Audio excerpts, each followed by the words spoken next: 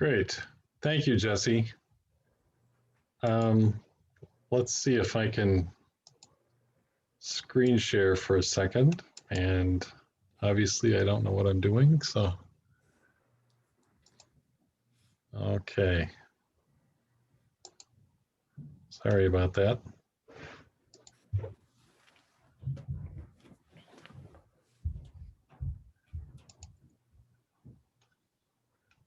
Can you see that?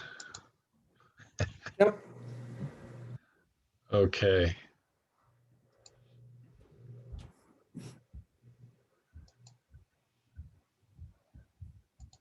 We're going to begin with a prayer.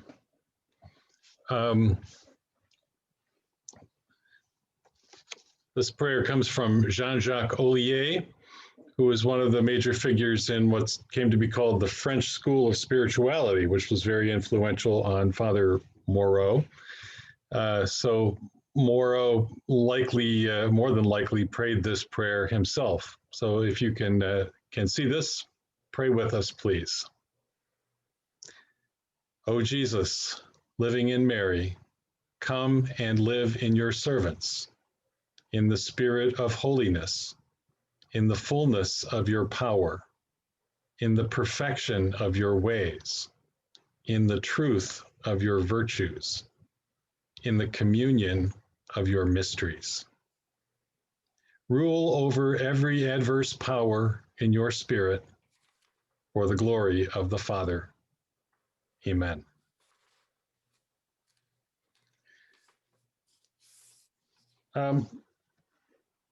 A brief word of introduction. My name is Father Mike Connors. I'm a Holy Cross priest, and I'm coming to you from the University of Notre Dame, where I teach in the Theology Department. My main gig in the theology world these days is teaching homiletics. So Jesse, I look forward to having you in class and maybe in your second year.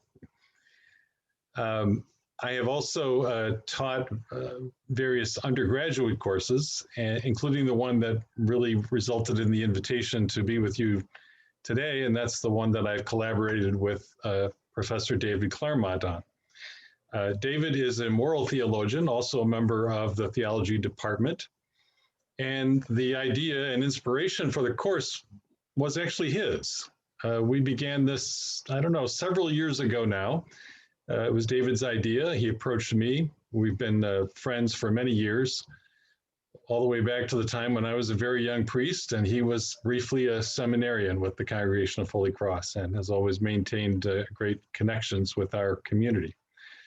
As far as I know, no one else has done such a course, certainly not here at Notre Dame, and I'm not aware of any others at any other institutions. If you are aware of such courses, we would like to know about them just to see what others have been doing. We came to call the course Holy Cross Spirituality and the Life of Virtue. We've done it now 5 times. It's an undergraduate course, the second level course, so undergraduates can take it to fulfill the second of their 2 theology requirements. And we feel it's been at least modestly successful. We've had a good subscription to the course every time we've done it, anywhere from 90 to 105 students, something like that. And it's been a lot of fun. It's been fun to collaborate with David, and I think the students who have taken the course have enjoyed it. David's going to say more about that in a second, but I'll just mention one aspect of the course that I think has been particularly enjoyable, and that is that we invite the students, we ask the students, require the students to write a paper that we've called Stories of Holy Cross. They can pick a historical figure if they want and research them, or what most of them do is go and interview a living Holy Cross person. We provide them with some questions, suggested questions, and then they kind of write a paper on the life of this person and how it shows the spirituality of Holy Cross that we've been studying. It's very fun, I think, for the students, and very enjoyable for David and I to read these papers as well. So that's the major writing assignment for the course. David, you'd like to say some more, please.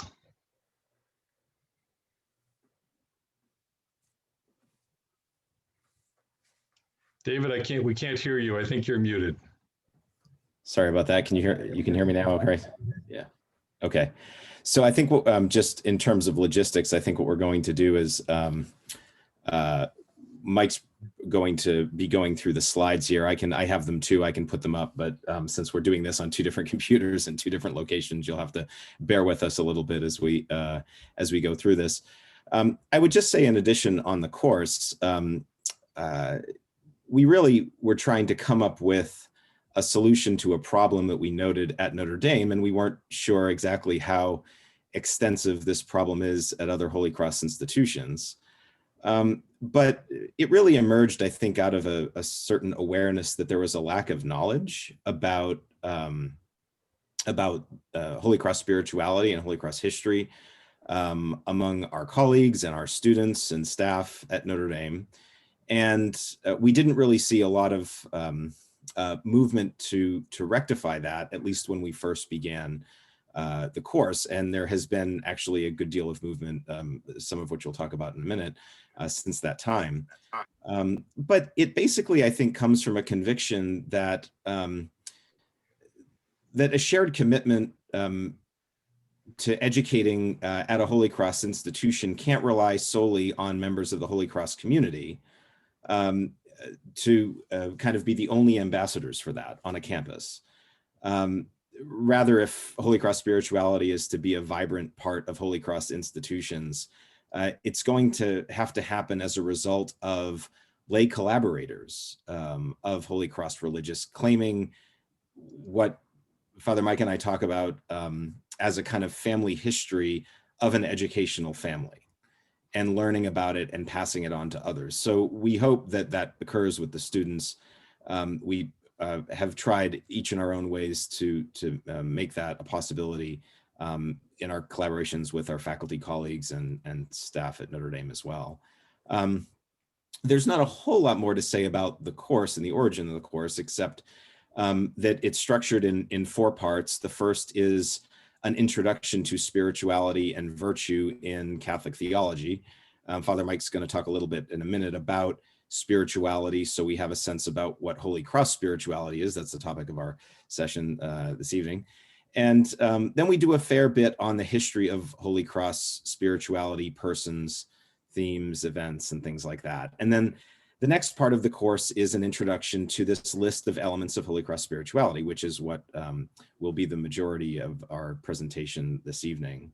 And then the final part of the course is to think about Holy Cross spirituality in the academy, in the church, and in the wider society. And we've really looked at this in 2 different ways. One as Holy Cross spirituality as a way to think about an educational vision, and then Holy Cross spirituality as a particular way to think about the process of educating in faith. And so that's basically the structure of the course and how we go about that. So I'm going to turn it back over to Father Mike to talk a little bit about spirituality, the topic of spirituality, and then I'll come back and do a little bit of an overview of our project. So. Thanks, David. Once again, trying to figure out how I share the screen here. I think I know how to do this now. Let's try that. I ask you to buckle up because we're going to be going through a lot of things just very briefly. Our time is very short.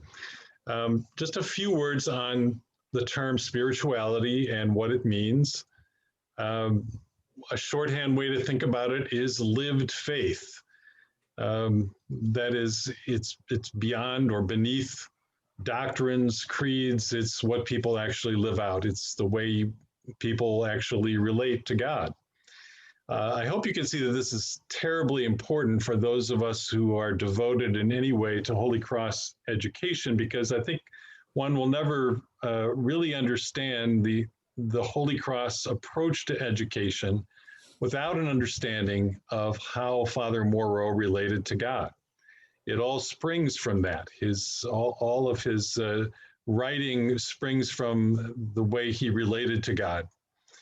And our summary of that spirituality is by no means canonical, right? We pulled it together in a certain way, but there could be other ways to approach it as well. But anyway, in terms of The term spirituality, Sheldrake calls it theology on 2 feet. Think about religious experience or even mystical experience as part of a spirituality. It invites the question then, does everyone have a spirituality? And I think 2 answers could be given to that. One answer would respect that some people make a choice not to consciously pursue a relationship to God or to even admit that dimension of life. And so you could say, no, those people don't. On the other hand, I think Christians would be inclined to say, yeah, everyone does have a spirituality because it's built into the nature of human life. And the question is then, what do we do with that? How consciously do we pursue that? Christian spirituality, as Cunningham and Egan have defined it, is the lived encounter with Jesus Christ in the Spirit. So Christian spirituality always has something to do with Jesus Christ, his life, his teachings, and most of all, his death and resurrection. A related word here that appears on this slide is discipleship. Christian spirituality has something to do with hearing a call from Jesus to follow him. Sheldrake emphasizes that to speak about spirituality is not to speak about some special compartment of life, but is better thought of as the whole of human life at depth. Sometimes the word spirituality just brings up for people that you're talking just about techniques of prayer. And while that is part of it, it really is only a part of it. As he says in the second quote here, it's understood to include not merely techniques of prayer, but more broadly a conscious relationship with God in Jesus Christ through the indwelling of the Spirit and in the context of the community of believers. Spirituality is therefore concerned with the conjunction of theology, prayer, and practical spirituality, or practical Christianity. In the interest of time, I'm going to skip over this slide and turn it back to David, please.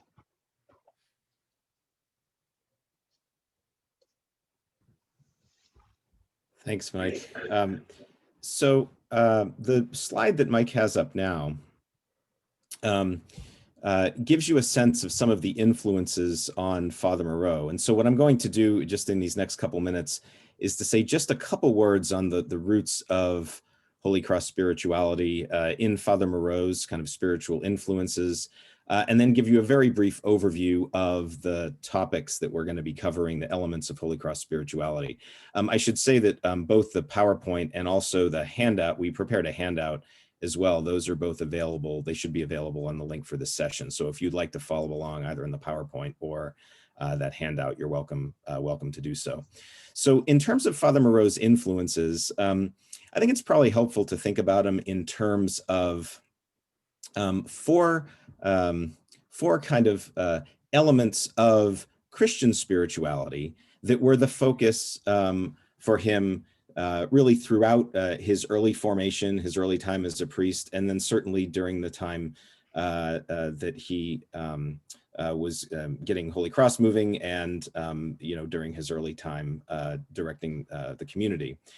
So if you think about him in terms of the following four, the model of Christ, the actions of Christ, the dispositions of Christ, and the community of Christ. That's maybe a helpful way to organize that. And all the figures you see here, I'll try to group in with those models.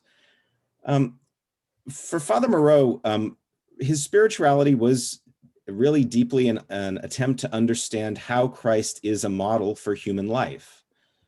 And he did that largely through an engagement with scripture and with tradition.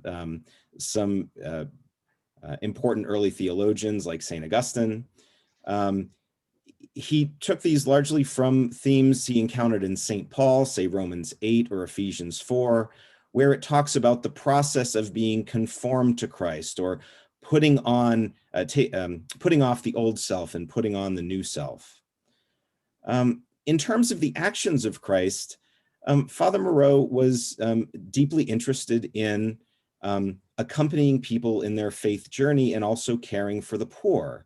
And so those are significant elements that he drew into his own spiritual vision. Figures like his earlier French predecessor, Vincent de Paul, was famed as someone that accompanied people in their spiritual journeys, but also cared for the poor. In terms of the dispositions of Christ, this was a very important theme for Father Moreau. And this is one of maybe the most important elements that he drew from the so-called French school of spirituality. The figure that from whom the original prayer was taken that Father Mike read at the beginning of our session, Jean-Jacques Ollier. Ollier wrote a very important little treatise in the Introduction to Christian Life and the Virtues. And in there, he explains this really interesting twofold process of conformity to Christ. One is the conformity of the interior of the person in prayer to the exterior of Christ. And by that, he meant that when a person is reading about Jesus and praying about the life of Jesus, there's a process where the heart of the person in prayer is actually conformed to the exterior mysteries in the life of Christ. So we can think about things like the experience of carrying crosses, right? That would be an example of the interior of the person being conformed to an exterior event in the life of Christ. But Father Moreau was equally interested in what was going on in the heart of Jesus when these things were happening. So he speaks, Ollier speaks about a conforming of the interior of the person to the interior of Christ, so that our hearts actually become more like what was going on in the heart of Jesus. And that process of conformity to Christ, about which Father Mike's going to speak a bit more in a minute, was a very important early influence from Father Moreau. It's found in St. Augustine, it's found in Ignatius of Loyola, in Teresa of Avila, in the French school thinkers, especially Jean-Jacques Ollier, and this was very important to him. The other important aspect to Father Moreau was that the community of Holy Cross also be a community that was deeply connected to the heart of Christ. We'll talk a bit more later about the importance of the image of family as an image of union for Holy Cross. But he had some interesting ways of drawing this from his early spirituality.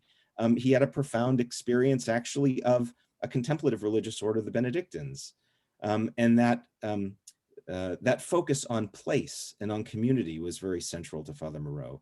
And yet, as everyone working at a Holy Cross school knows, and certainly those are members of Holy Cross, the Holy Cross community was very much an apostolic in the world community. And that was deeply a theme that he drew from St. Ignatius of Loyola and others. So this is a very, very brief overview, but if you keep in mind the various ways in which Father Moreau is trying to understand how is Christ a model for us in all of our work, and thinking about it in terms of the actions and the dispositions and the kind of community that's formed, that might be a helpful way to think about this. Now, I'll say just a minute on the framework that we're going to introduce now. Father Mike's going to advance to our next slide.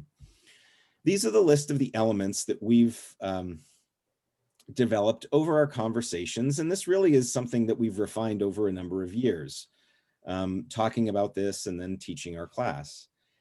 And we think that it's a list that really represents central elements in the Holy Cross tradition, both that are present in Moreau and the early community, but continue to be present to this day.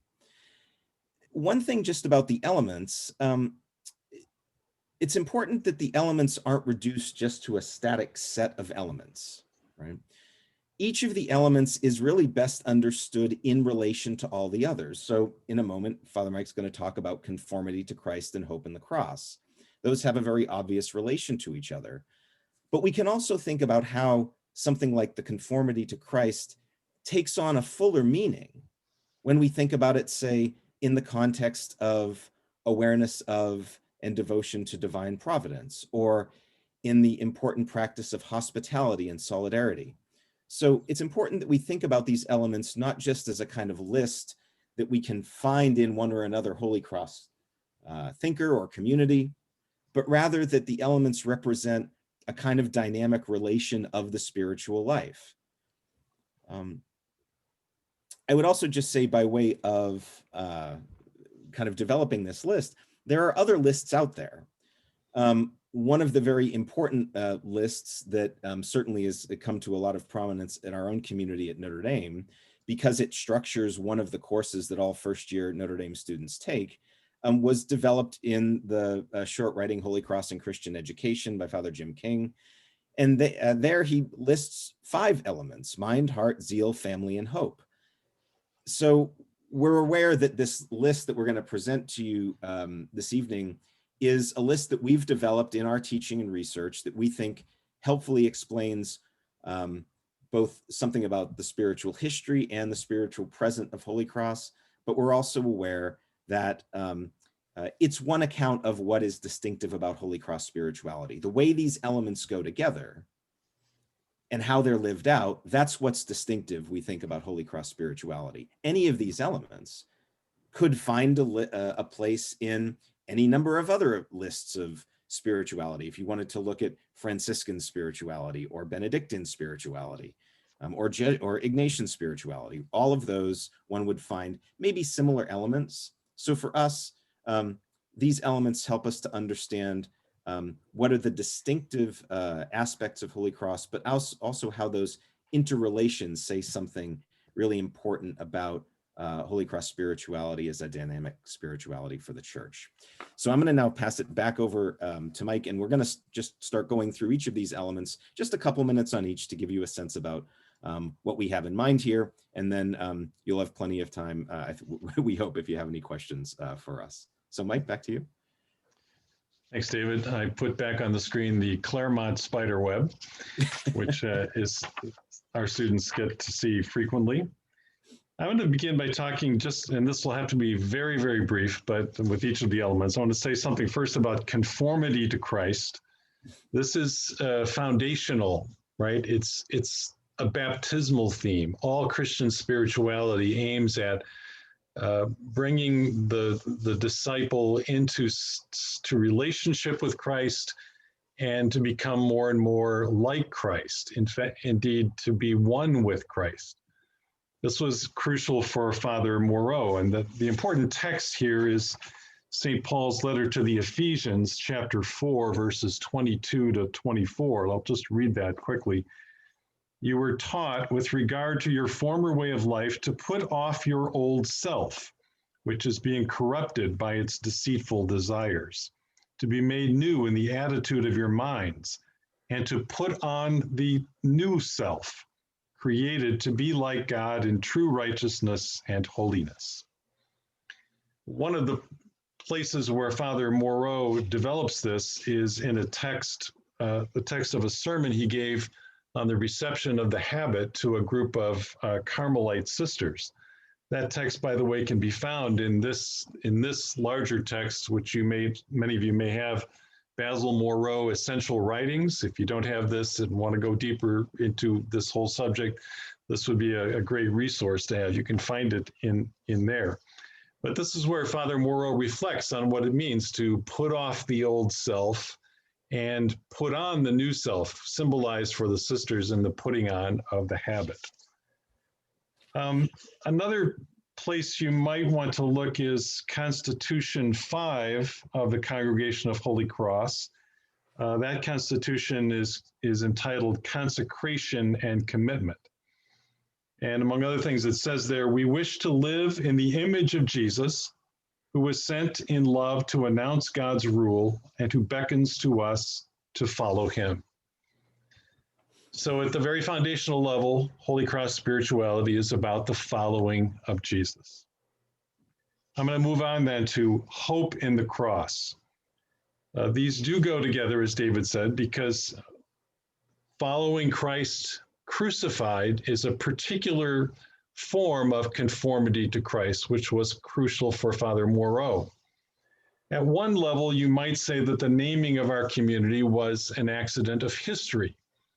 Father Moreau began to gather the priests in a neighborhood or a tiny village called Saint-Croix on the outskirts of Le Mans. Today, it's actually within the city of Le Mans. And the Latin name of our community still suggests this as a geographic place. It literally means the congregation at Saint-Croix. However, for Father Moreau, he saw something providential in this. He saw something intended by God. And so much of his spirituality has to do with the cross and how to understand it. A key text here is Romans chapter 6, 3-5. Are you not aware that we who were baptized into Christ Jesus were baptized into his death? Through baptism into his death, we were buried with him, so that just as Christ was raised from the dead by the glory of the Father, we too might live a new life. Time and again, Father Moreau speaks about the cross. He also lived it. The sources that informed his thinking about the cross were, above all, the Bible, the New Testament, also the church's liturgy, St. Augustine, Thomas à Kempis, certainly Ignatius Loyola, but also his own experience. Father Moreau's life was not always an easy one. He had some very dark periods which he called dark nights at times. And often what he would do is unite himself even more closely with Christ on the cross. Now, it's not necessarily obvious when one looks at the crucifix why this should be a source of hope, right? Because after all, the first thing you see here is an executed Jewish prophet or rabbi, executed in the most brutal imaginable way. But believers down through the centuries have seen this as a source of hope. And when I do this theme in class, I list at least 10 things that I think believers have seen here. I'm not going to go through 10, but I'll just mention a couple of them. One of the things people see in the cross is Jesus' faithfulness to his Abba, Father, and related to that, his faithfulness to us. He could have run away, he didn't. He was faithful to the end to his mission. They've also seen that there's somehow God working out a mysterious plan here through the death of Christ.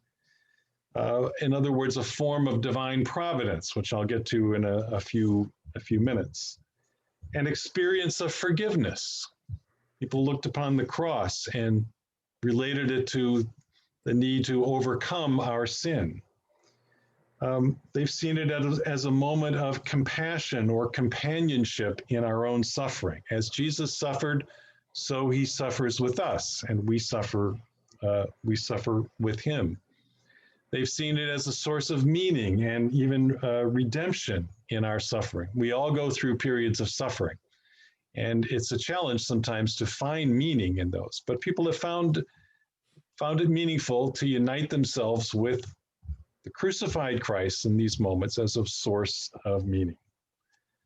I'll mention two quick sources, Circular Letter 34 and Circular Letter 179. Those are both also in the book that I just showed you, as well as Constitution 8 of the Congregation of Holy Cross's Constitutions, especially paragraphs 114, 117, and 118.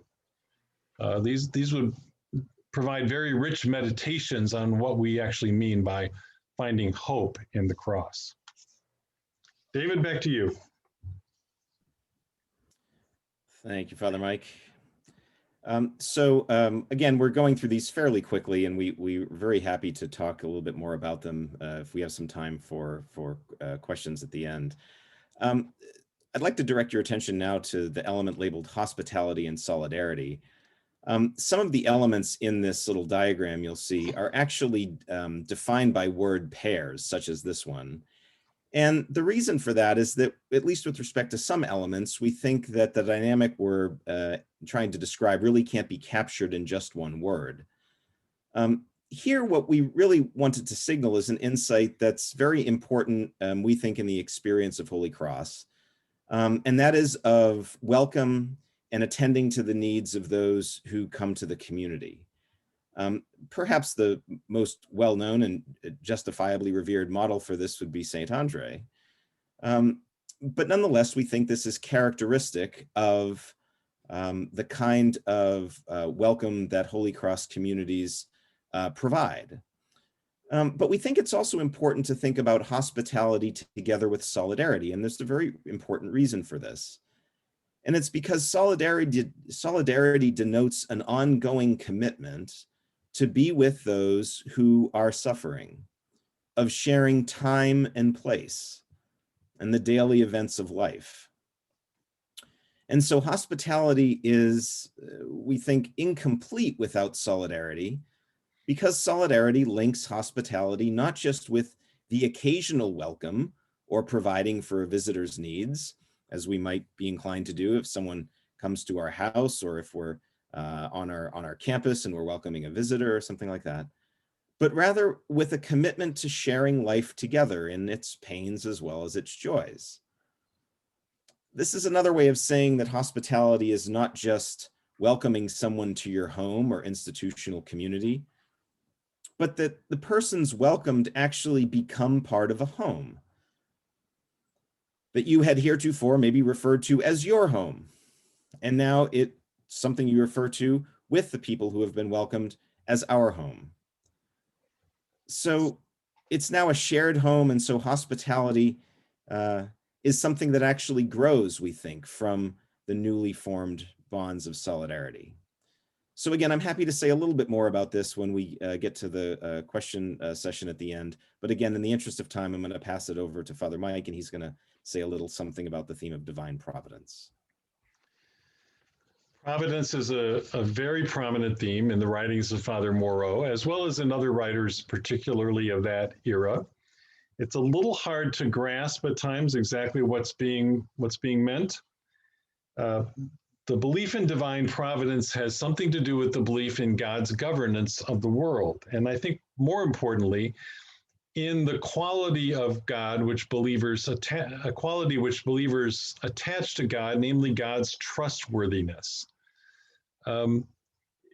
So going through times of difficulty, we face the choice: are we going to trust God for what is happening here? Are we going to trust God that we're going to survive a particular period of difficulty, or not? For Father Moreau, the belief in divine providence was really a kind of shorthand way of saying God is going to be trustworthy no matter what happens. It's been said that God's providence is known mainly in hindsight. We look back on it and say, oh, I can see now why maybe that happened, or what God brought out of something that was good. But on the basis of past experience, it's invoked as we face the present and the future. In short, I would say that the center of Moreau's understanding and experience of divine providence is this: the confidence that if we are doing God's will and not our own, that is, if we're oriented toward God and oriented toward what God wants and values and not just selfish interest, then God will provide all that is necessary, including overcoming obstacles. Father Moreau saw divine providence at work in many things having to do with the founding of the community and in the living of his life, including the example I already gave about the place, Saint Croix. All right, I'll stop there in the interest of time. David, back to you for something on Our Lady of Sorrows. All right, thanks, Father Mike. Mary is, as you know, central to Christian faith and certainly to the life of the Catholic Church. Devotion to Mary was particularly prominent in the era leading up to the founding of Holy Cross. If you think about the Blessed Mother's appearance at Lourdes, that was a little over 20 years after Holy Cross was founded, if you date the founding to 1837, to the Fundamental Act of Union. Marian devotion has different expressions, as you know. Devotion to the Heart of Mary is carried out under the expression of the Immaculate Heart of Mary, right? But also the Sorrowful Heart of Mary. And we have also the important theme of the union of the hearts of the Holy Family, and the Sacred Heart of Jesus and the Chaste Heart of Joseph. So one important aspect to Holy Cross spirituality is devotion to the Sorrowful Heart of Mary, or Our Lady of Sorrows. Now these are linked biblically to the 7 sorrows of Mary, the prophecy of Simeon, the flight to Egypt, the child Jesus lost in the temple, Mary meeting Jesus carrying the cross, Mary at the foot of the cross, receiving the body of Jesus, and Jesus being laid in the tomb. There are three kind of classic depictions of this. The Mother of Sorrows, the Mater Dolorosa, the Stabat Mater, the mother standing at the foot of the cross, and then, of course, the Pieta, the famous image of Mary holding the body of Jesus. Our Lady of Sorrows is an image of Mary that's deeply connected to conformity to Christ and hope in the cross. We had said that it's important to think about these elements of Holy Cross spirituality as connected one to the other, and how a certain aspect of that element is only really understood properly in relation to the others.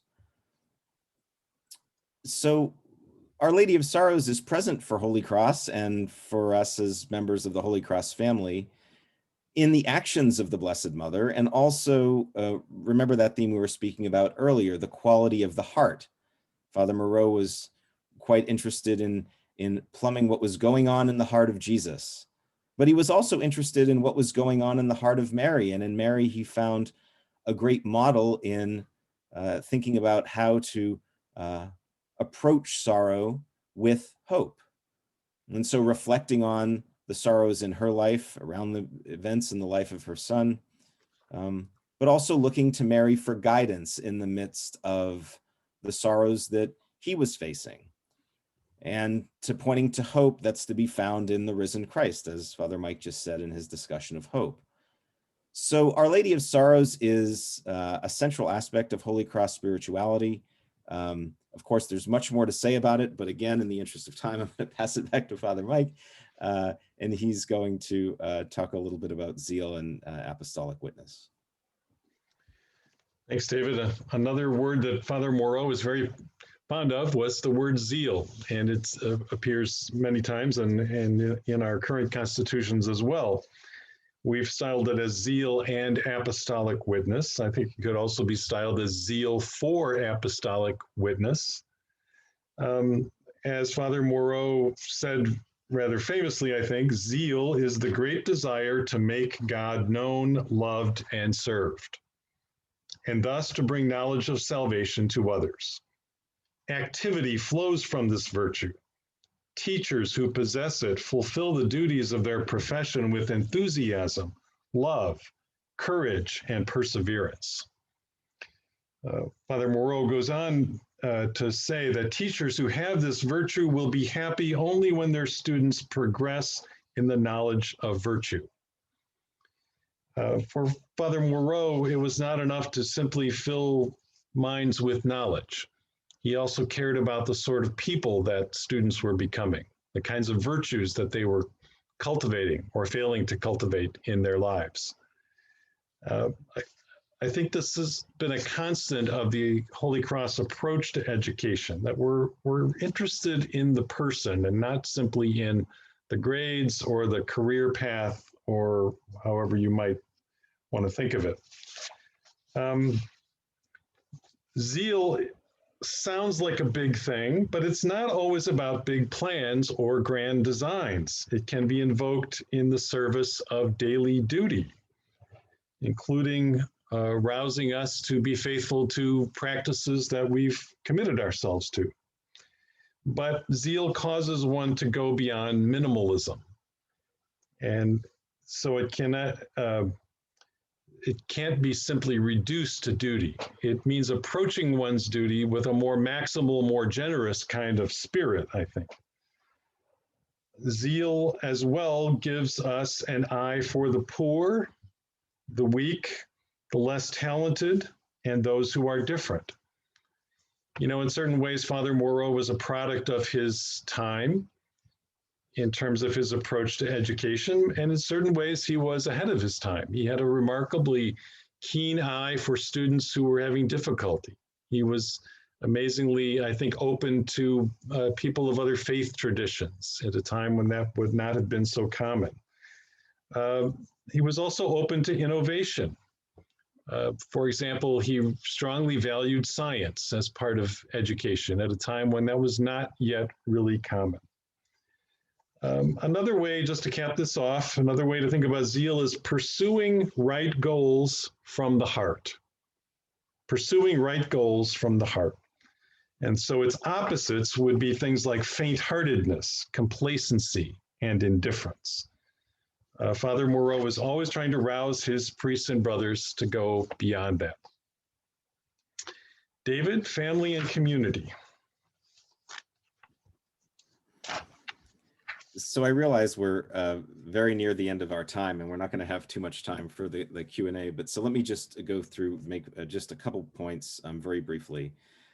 The image of the Holy Family, as I mentioned earlier, was deeply important to Father Moreau because it showed him both an image of union, but also a community of persons united around a shared mission. And this is what he hoped for the Holy Cross community, but he also hoped that the various educational works that Holy Cross was undertaking, its work in parishes, its mission work, would also reflect that same kind of union. And I would just say that family, the distinctiveness of family is that it's a deeply personal image, it's very intimate, and it's actually not very easy to achieve in a community. And so over the time of our teaching this class together, Father Mike and I have talked many times about the various ways that communities, especially academic or residential communities at Holy Cross schools, can be like families, and the various ways that they can be challenged in becoming more like a family. I think every Holy Cross school probably has something of the challenges that we face at Notre Dame, and trying to make sure every person is loved and respected and has a voice and feels that they're truly part of a common mission. That's not an easy thing to do. And so we think about family and community both in terms of kind of the smaller group and the larger group, but also in terms of family being an image to which community can gradually achieve a greater approximation. So again, in the interest of time, I'm going to need to cut it there. We have just a couple minutes, I think, in terms of the stated time of this session. We're supposed to end at 7:30. I'm happy to stay around, but Yes, thank you so much, Father Mike and Dr. Clairmont, for that presentation. I know I really appreciated it. I'm sure everyone else did as well. So if anyone has any questions, you can send them in the chat, or you can just unmute yourself and feel free to say them out loud. And if you have a few minutes, we're happy to go over just a few as well, if that's all right with everyone else on the call. Sure. Thanks. So any questions? I'm putting my email address in the chat in case you'd like to follow up with me. And David, maybe you could put yours in there as well. Oh, sure. Mm-hmm. Or I could put it if I think it. No, I haven't. Happy to follow up with any of you who would like to have contact later. I have a question. Hi, I'm Ann Strickers, class 96, American Studies, not theology, but took some great courses. And I'm curious about the student response. What is most meaningful to them, and how do they, what are some common threads that you feel speak to them? Well, I guess I would say, if you don't mind my jumping in here, Mike, I guess I would say that part of it is just learning that there is this family history to study. I mean, so few of them know anything about it. So a lot of it is really learning something about their school and the community that gave rise to their school. So they're happy to do it in that way. The way it functions in the curriculum is that it actually is one of the ways that they can fulfill their second theology requirement. We have a two-course theology requirement. And so I think they really are interested in thinking about this idea of a spirituality of a particular community, because it helps them, I think, at least, that we'll see what Father Mike thinks about this, to make sense of their own kind of family's spirituality, right? Because we spend some time talking in class about how a family spirituality can be something like a religious community like Holy Cross, but every family, because it's a group of people, each of whom have that lived faith that Father Mike was talking about, they have a kind of family spirituality. So there's an interesting kind of testing out of how Holy Cross spirituality joins together with their own family spirituality. The other thing I think I would say that's important to them is we do really encourage them to think about how this will impact their own sense of professional vocation. And so when they have this chance in their final papers to do this interview with a Holy Cross figure, many of them select figures that are engaged in some kind of work that they either are planning to do or maybe someday have an interest in trying to do, like some kind of service work or what have you.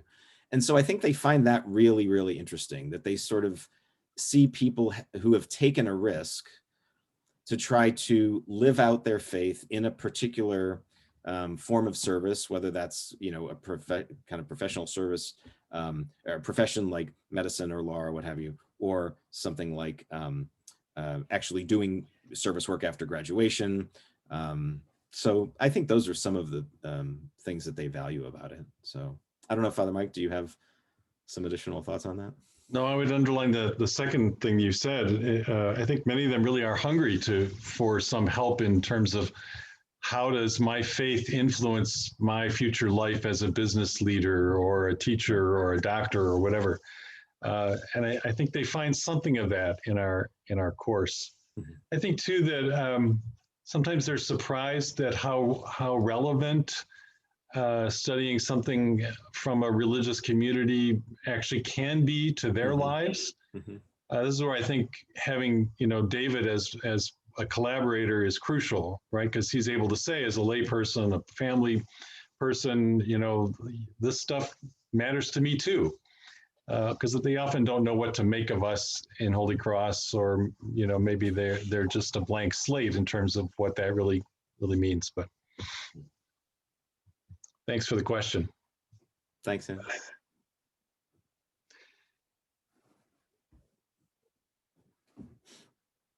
Jesse, are we out of time?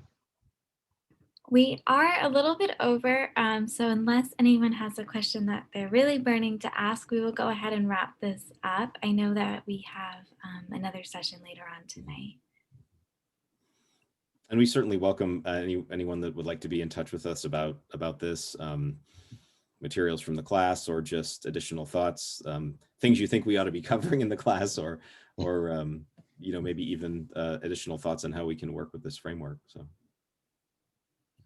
Great. Well, thank you again, Dr. Clairmont, Father Mike, for your presentation. And if you would like to go ahead and join our next call, it's a little bit later tonight, a retreat hosted by Father Peter and Liza here on St. Ed's campus. So thank you, everyone. And I'm sure we'll be seeing each other on many Zooms throughout the weekend.